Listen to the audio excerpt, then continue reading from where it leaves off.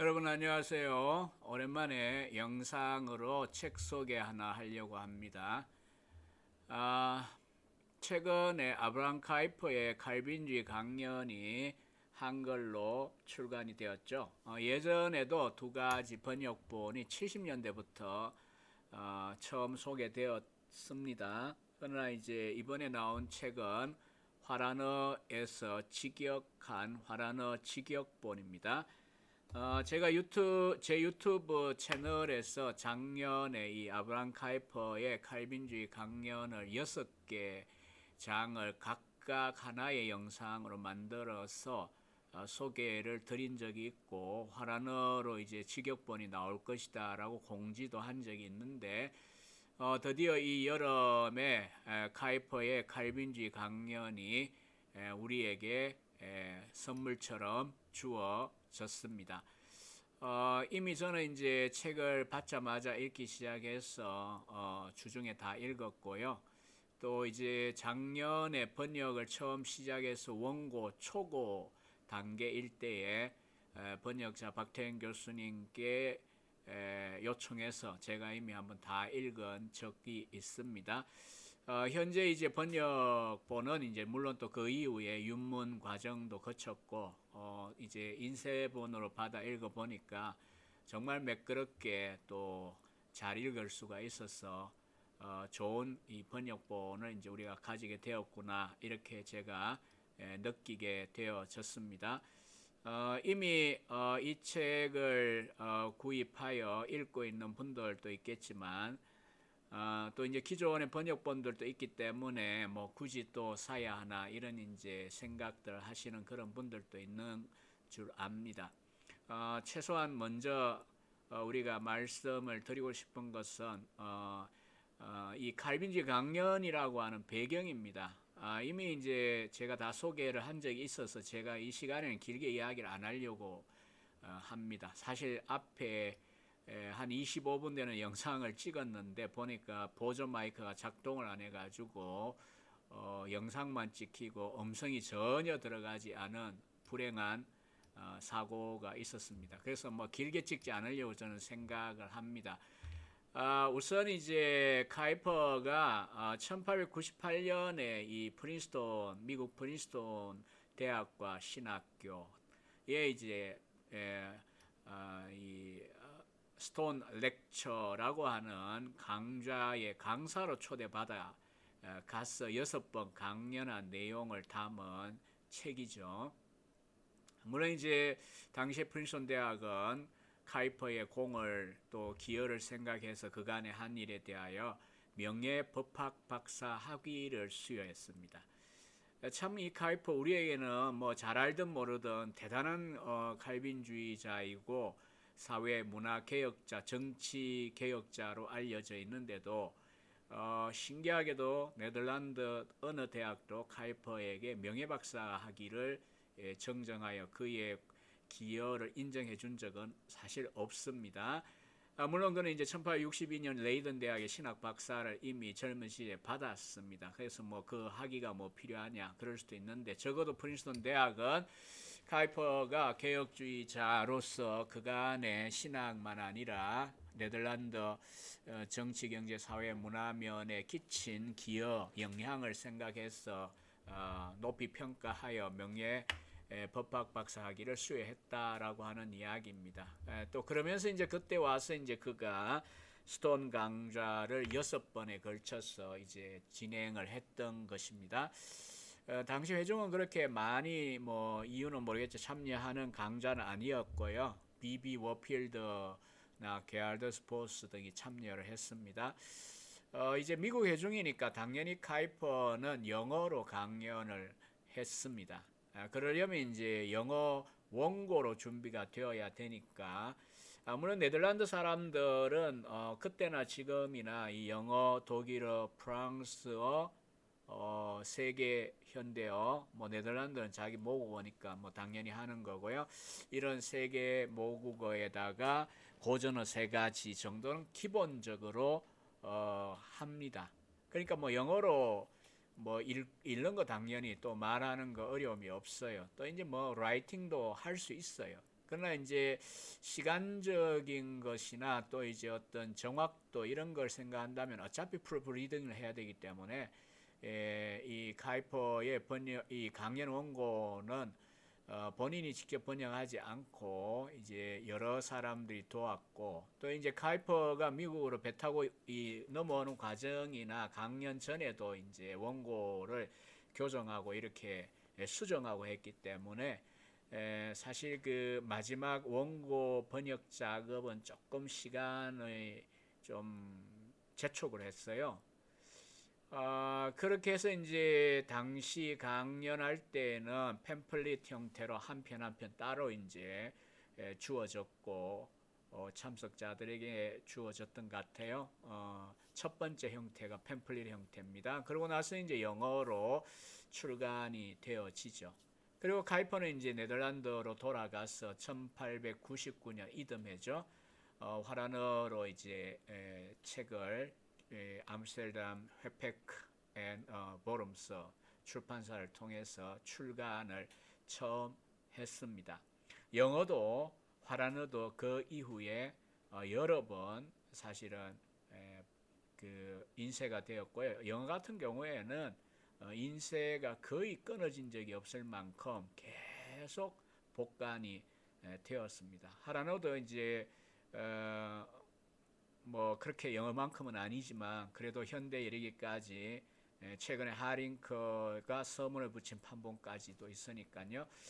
아무튼 이제 카이퍼의 260여 권의 대작들 가운데 이 칼빈주의 강연, 이 책은 이제 카이퍼 사상의 입문 내지는 요약으로 이제 인식되고 많이들 읽혀져 왔다라고 하는 사실입니다. 근데 여기서 이제 주목할 수 있는 것은 카이퍼가 영어 번역본을 직접 만든 게 아니라는 점입니다. 또 그리고 시간적으로 조금 성급하게 번역할 수밖에 없는 시간적인 스키즈 플레이를 했다라고 하는 점입니다. 그러나 이제 뭐 보스를 포함하여 유능한 이제 사람들이 번역을 도왔기 때문에 뭐 기존 저도 마찬가지지만 중역본이나 영어 번역본들 읽고 이렇게 하신 분들은 아마 이 직역본을 읽으면서 내용적으로 크게 문제라거나 뭐 이게 다르구나 이렇게 느낄지는 제가 잘 모르겠어요.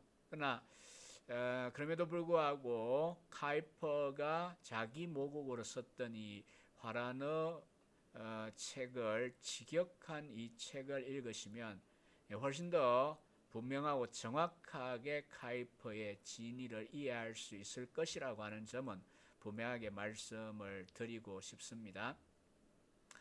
카이퍼는 영어 책의 Lectures on Calvinism, 칼빈주의 강연이라고 나간 것과 달리 화란어를 낼 때는 그냥 칼비니즘, 칼빈주의 이렇게만 제목을 붙였고요. 영어나 한글 번역에 영어에서 온 한글 번역에 의하면 Calvinism as a Life System으로 되어 있는 1장이 화란어 직역본에 보시듯이 역사 속의 칼빈주의로 카이퍼는 장 제목을 다르게 했습니다.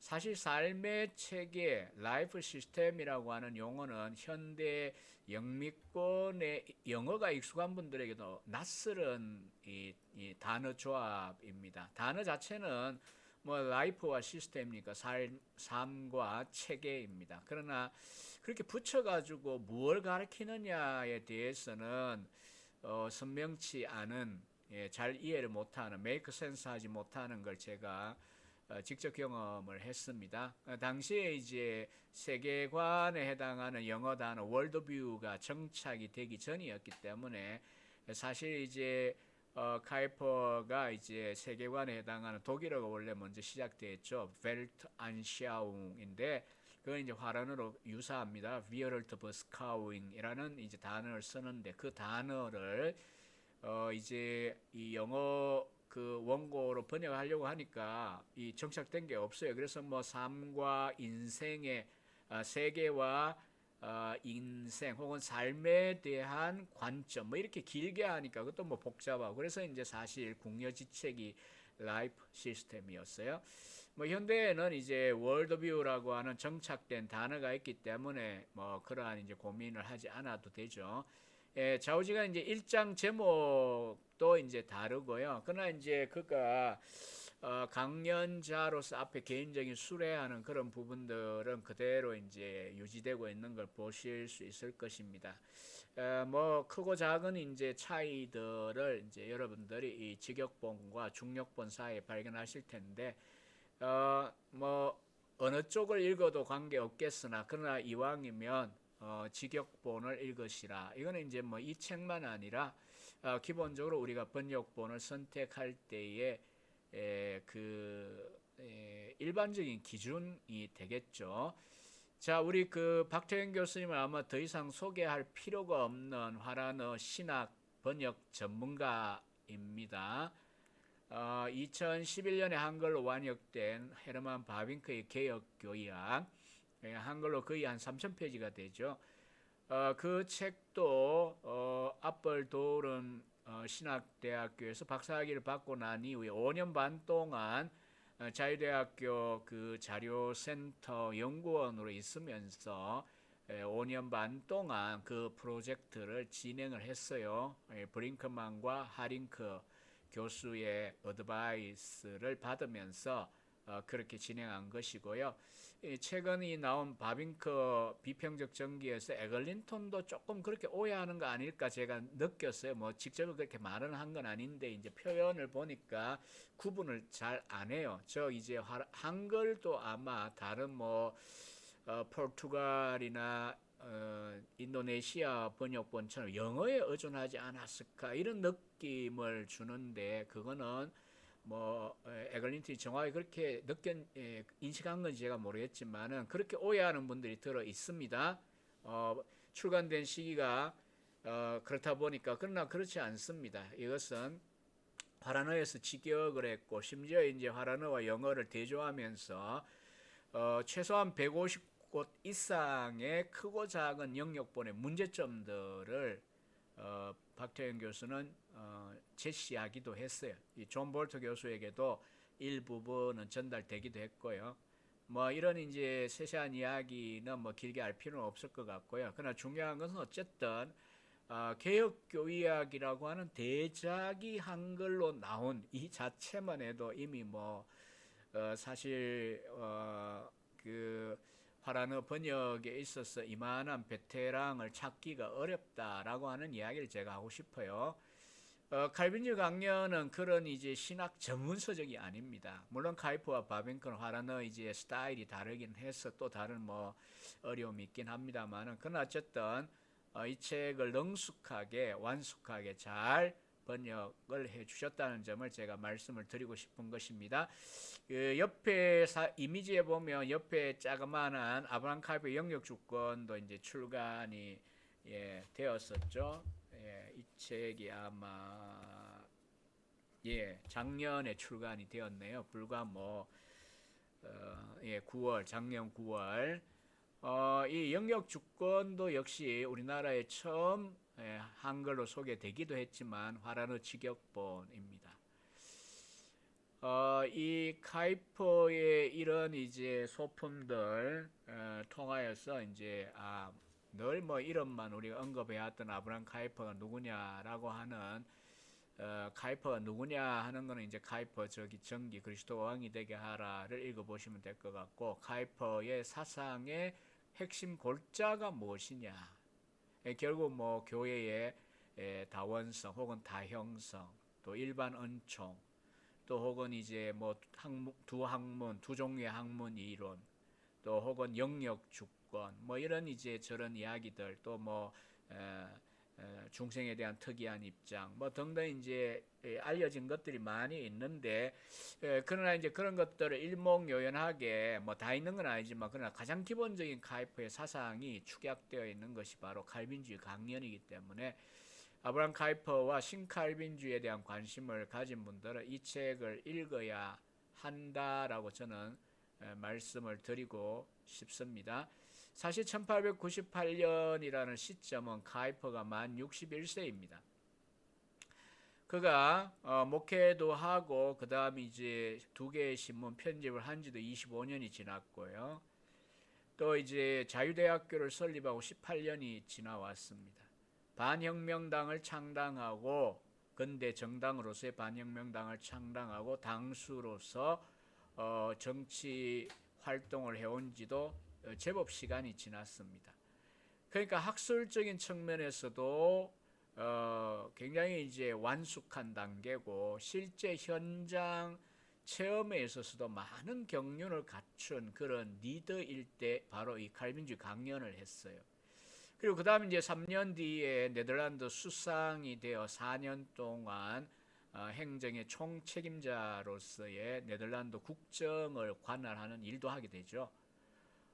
그래서 우리가 이제 이 완숙한 단계의 카이퍼가 지나온 이제 자신의 학문과 실제적인 경험을 통하여서 축적한 그 내용을 문화 변혁적인 세계관의 관점에서 이 칼빈주의 강연에서 잘 제시하고 있다라고 하는 점에서 이 책은 중요성을 가집니다. 카이퍼는 역사 속의 칼빈주의라고 하는 1강에서 칼빈주의는 세계관이다 라고 하는 월드뷰라고 하는 것을 이제 논정을 합니다. 칼빈주의가 왜 세계관이냐.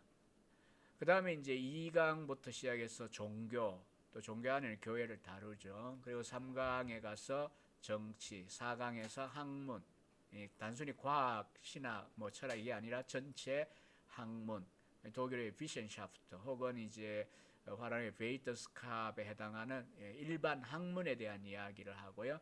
그 다음에 이제 5강에서 예술에 대한 이야기를 합니다. 마지막 6강에서 미래에 대한 칼빈주의와 미래에 대한 강연을 하면서 당시 19세기 말 물질적으로는 굉장히 찬란한데 뭐 지금은 더 찬란하죠 사실은. 근데 이제 찬란한데 속으로는 완전히 썩어 문드러져 있고 니체의 시대잖아요.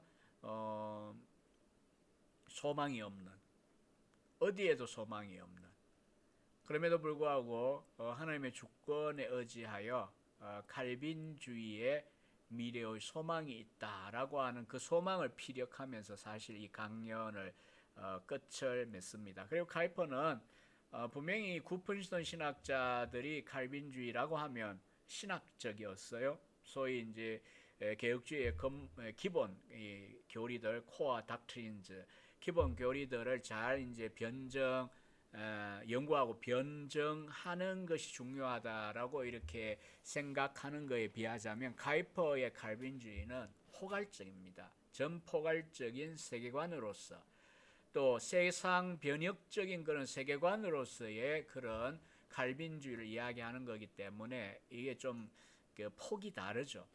그럼에도 불구하고 카이퍼는 미국 이 장로교 신학자들을 향하여 동지의식을 분명하게 가지고 이 강연을 진행을 하고 있습니다.